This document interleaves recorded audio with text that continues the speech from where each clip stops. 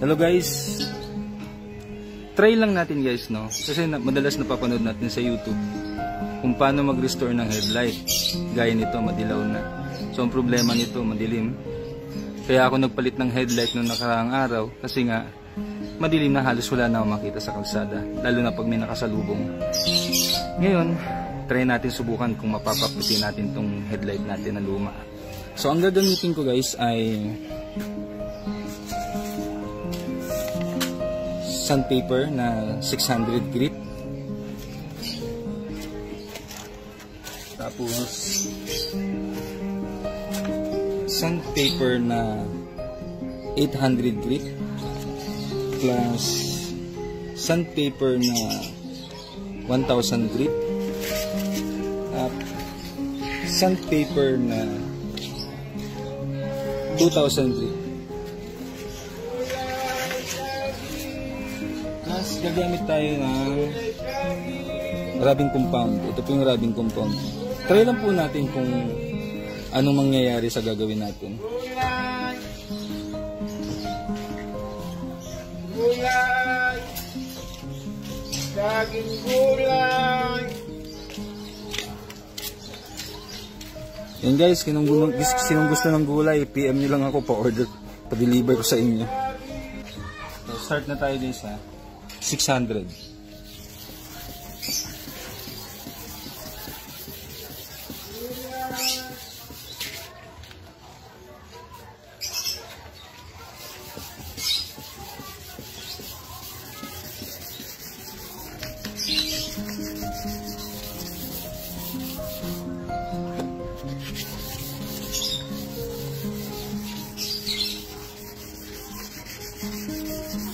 Ang hirap kasi guys pag madilaw ang headlight. Alam naman niyo po yan sa mga driver, ranas po natin yan. So kung sakaling walang budget para magpa-linis ng headlight, pwede po natin subukan. Pwede nyo po subukan.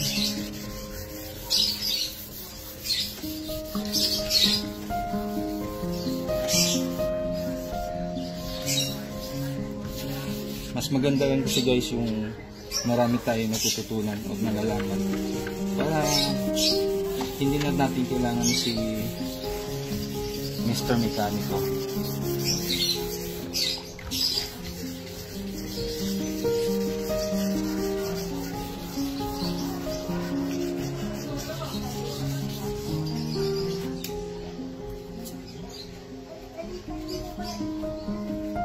Ikaw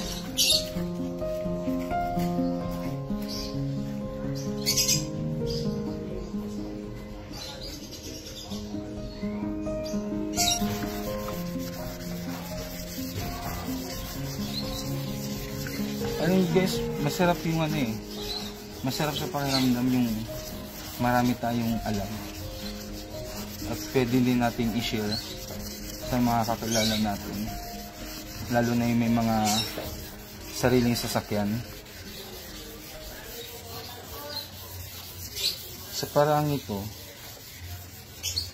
lalawak yung pananaw natin at nalalaman.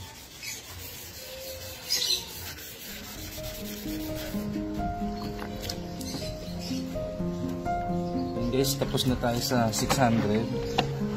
Gamit tayo ng 800. Ng 800.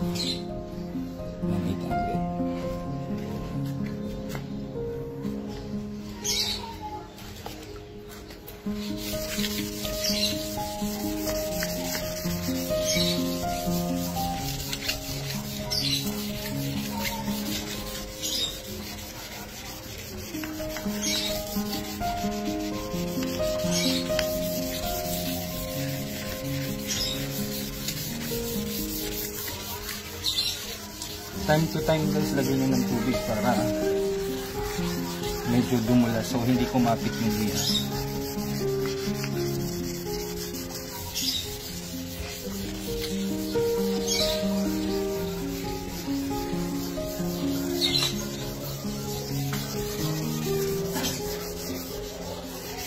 Bali guys, kukuha lang ako ng foam.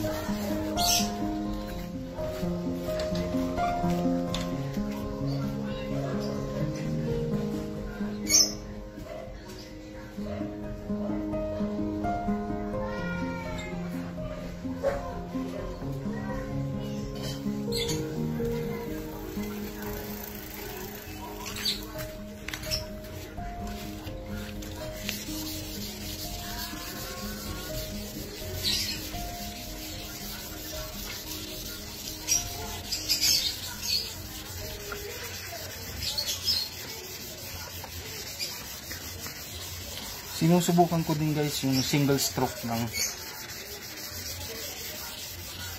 Para yung guhit, iisa lang yung pattern. Hindi labo-labo. Kasi nagkakagas-gasin guys eh.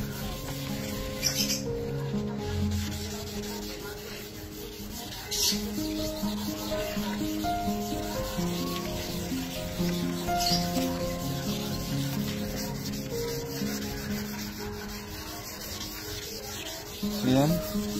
Tapos na yung 800 natin. So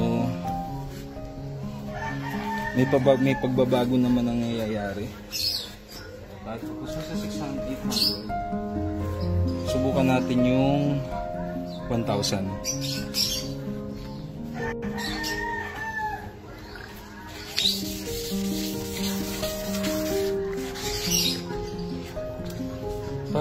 Kaya natin ginagawa guys yung papino ng papino para yung sugat na i-apply natin dito sa salamin ay hindi masyadong halata.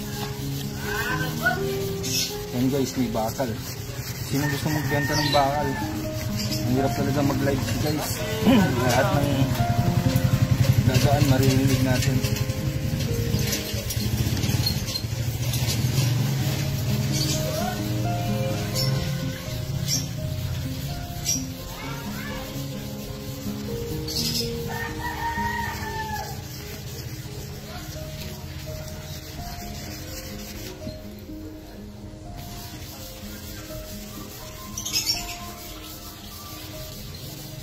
Yun guys, ito paano medyo okay naman compare kanina.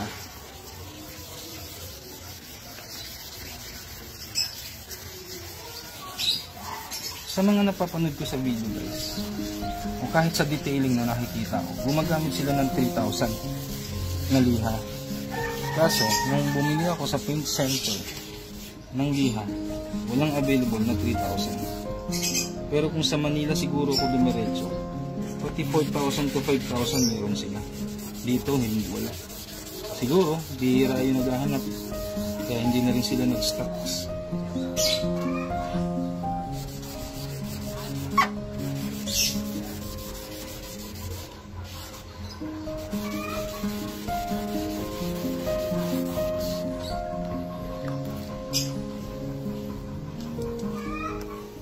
Guys, medyo nawala na yung paninilaw.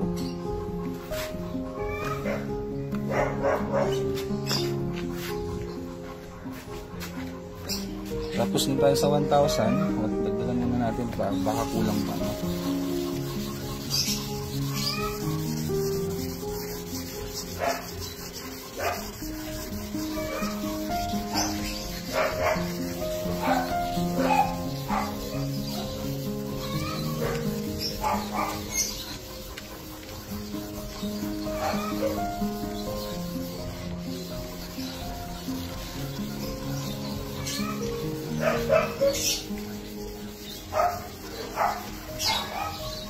Ayun guys,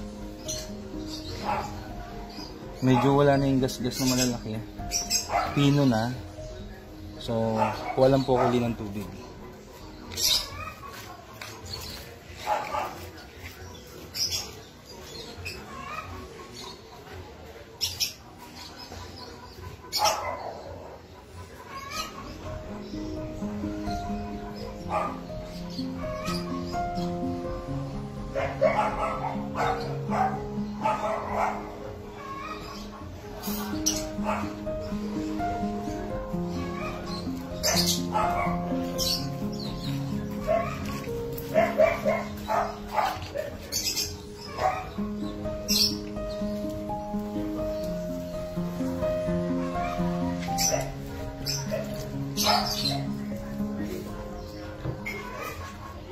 So yun guys, gagamit tayo ng 2,000 grit.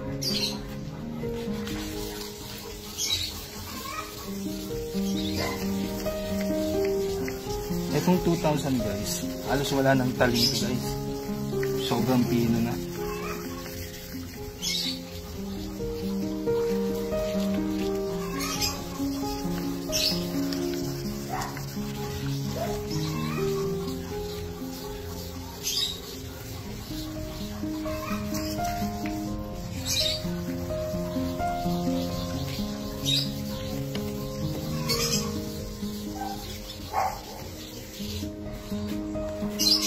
Parang may magic na nangyayari guys.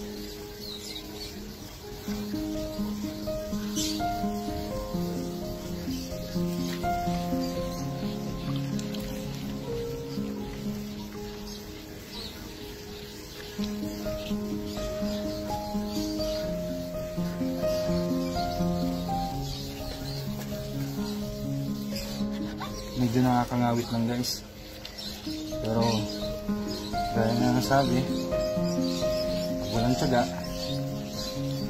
walang resulta.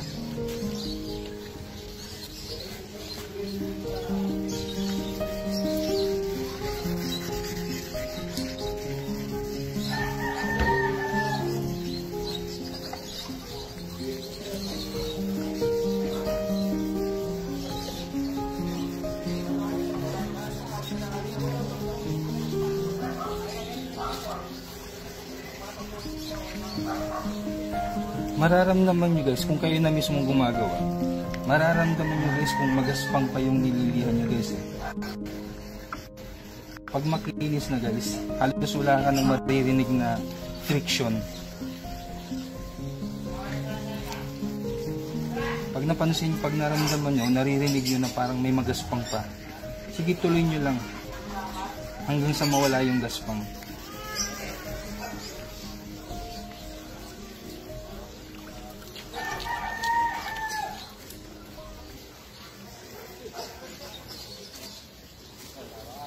Maganda nga sana guys kung meron tayong buffing machine. Pero wala pa tayo nun guys.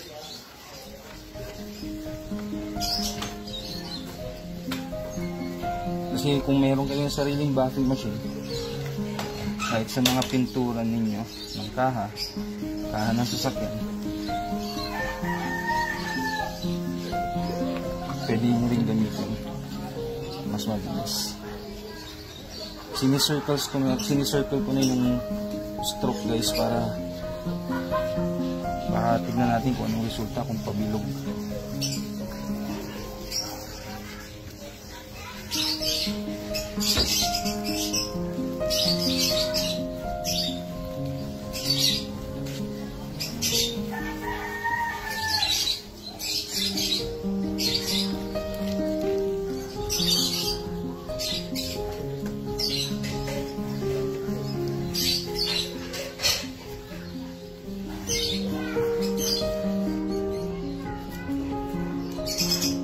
Pansin nyo ba guys, yung kaibahan?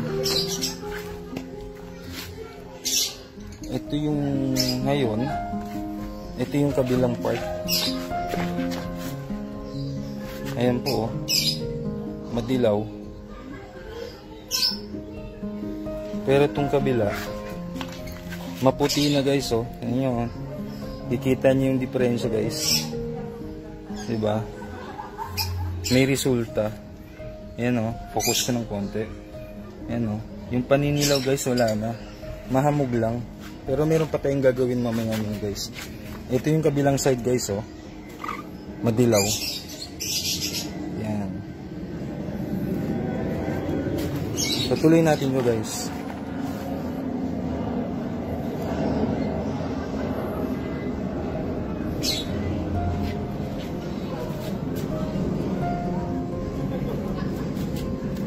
Patuloy muna natin guys.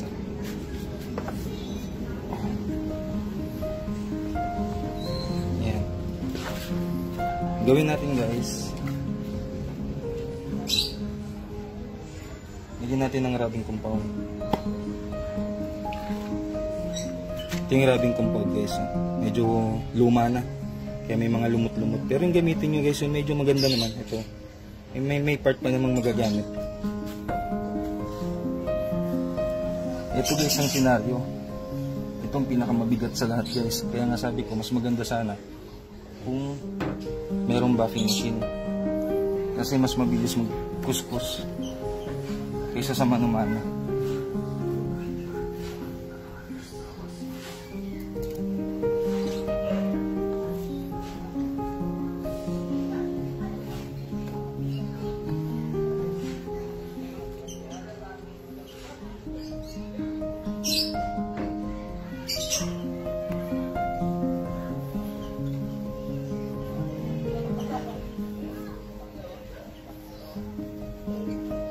Siguro guys kung merong 3,000 na liha guys, mas malinaw pa to guys eh.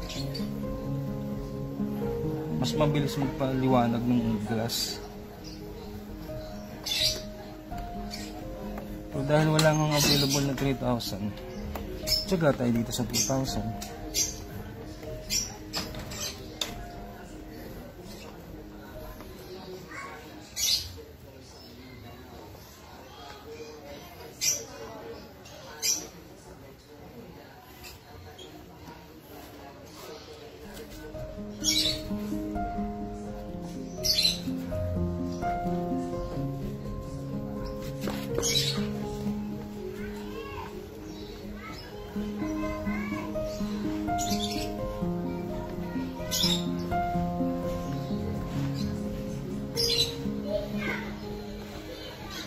Kung may buffing machine, ang magiging finish nito parang tunay na salamin kasi makintab na makintab.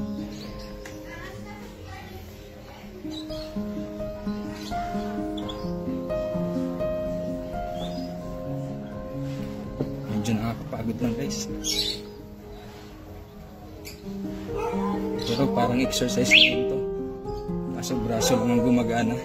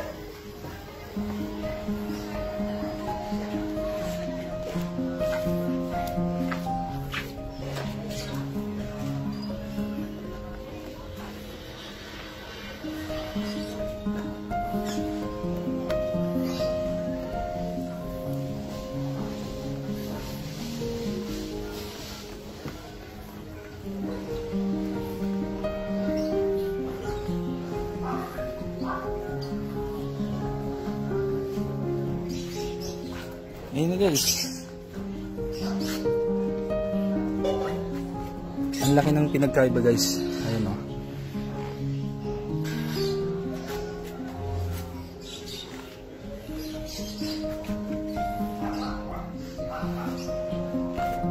So kahit pa paano guys, nabawasan natin yung paninilaw ng headlight ng sasakyan. So sana makatulong tong video na to para sa mga DIY, sa gustong mag DIY, sa mga car owner. Ito guys, pwede nyo sundan.